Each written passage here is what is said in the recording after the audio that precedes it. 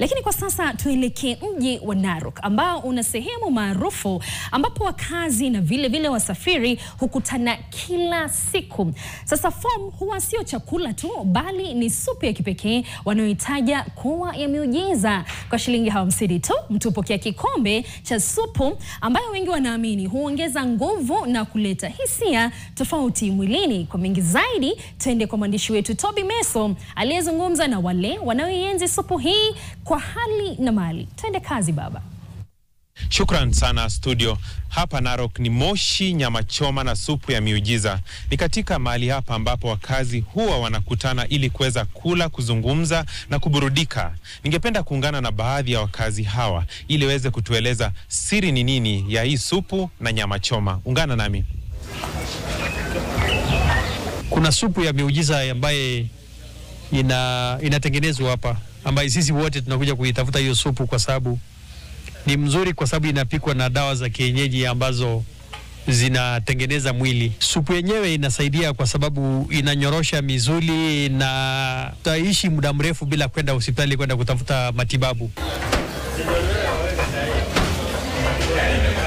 Supu iko na manufaa mengi kwa mwili, very nutritious, na pia ina faida kwa mifupa na pia kwa nyama mwilini, na vile huwa inaongezea nguvu kwa mwili. Kwa sasa nakunywa supu. The one thing, supu inasaidia kwa mifupa, kama inakufanya kazi yenye tunafanya ni ngumu sometimes, unaona. So ukikunywa supu maybe inakufanya ufanya kazi kwa bidii.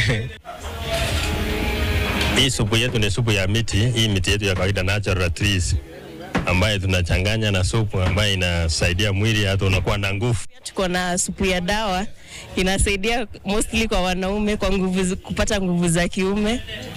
Alafu huku kuna wenye wametumia kadhaa reviews, wengi wanasema iko sawa, inasaidia kwa nguvu ya kiume na ni so cheap as from 50 shillings. Kutoka kwa ladha ya nyama choma hadi supu ya miujiza, hapa Narok maisha ni matamu, na ni matamu zaidi wakati wakazi wanapoburudika na nyama choma na supu hii ya miujiza. Ikirudisha kwako studio, mimi ni Toby Meso.